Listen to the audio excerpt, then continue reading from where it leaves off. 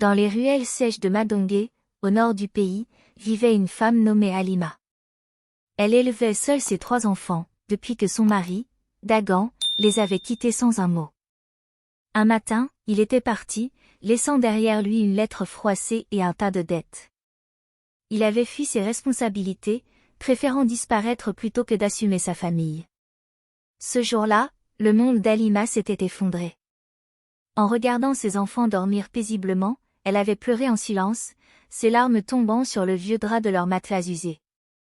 Mais dès l'aube, elle s'était levée avec une détermination nouvelle.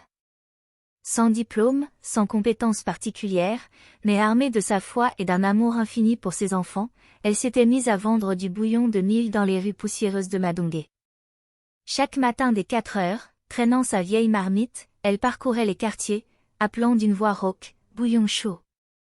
Bouillon sucré. » Parfois, elle ne gagnait presque rien et devait mentir à ses enfants en leur disant qu'elle avait déjà mangé.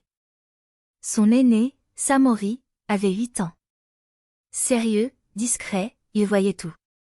Sa sœur Kadidia, 6 ans, vive et joyeuse, devenait silencieuse lorsque leur mère rentrait les mains vides. Le petit dernier, Ilyes, 3 ans, ne quittait jamais les pagnes de sa mère. Halima refusait de mendier. Elle préférait laver les habits des voisins, balayer leurs cours ou transporter des marchandises au marché. Sa dignité forçait le respect, même si certains la regardaient avec pitié. Elle n'avait plus de famille.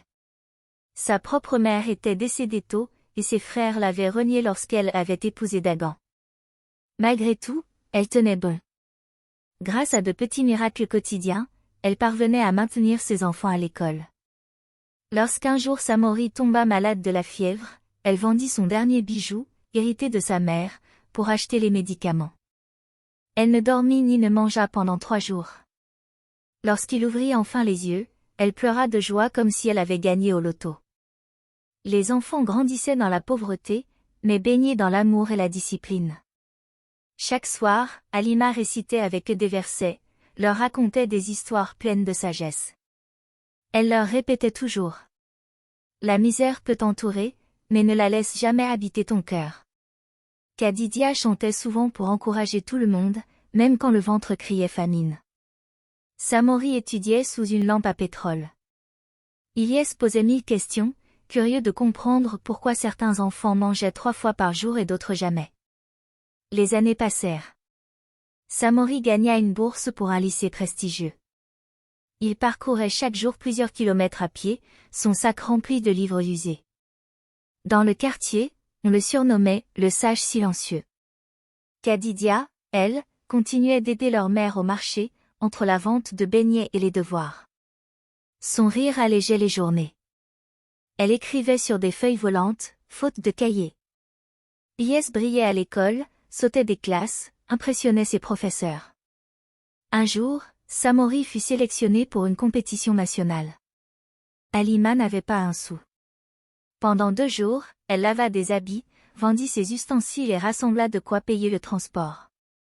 Samori revint avec la première place. Son nom passa à la télévision, et il obtint une bourse dans une école privée.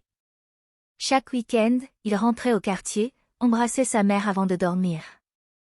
Kadidia devint une oratrice redoutée. Elle intégra une université de droit et dénonçait les injustices. Ilyes, lui, rêvait déjà de bâtir une maison pour sa mère. « Je veux qu'elle ne porte plus jamais d'eau sur sa tête », disait-il. Halima vendit tout pour soutenir les études de ses enfants. Même ses vêtements. Elle refusait toujours les propositions de mariage arrangé. « Mes enfants sont ma richesse. Je ne les échangerai contre rien. » Leur ascension fut lente mais sûre. Samori devint interne en médecine. Kadidia militait pour les droits des femmes. Ilyes gagna un concours national et entra en génie civil avec une bourse complète. Les 3 enfants décidèrent alors de créer un fonds secret, le rêve de maman. Pendant 3 ans, ils épargnèrent chaque pièce. Samori se nourrissait de pain sec, Kadidia donnait ses cachets de conférences, Ilyes revendait ses vêtements. Tout était pour le rêve. Ils firent dessiner les plans d'une maison. Une maison simple mais belle. Un salon lumineux, 3 chambres, une bibliothèque, un jardin.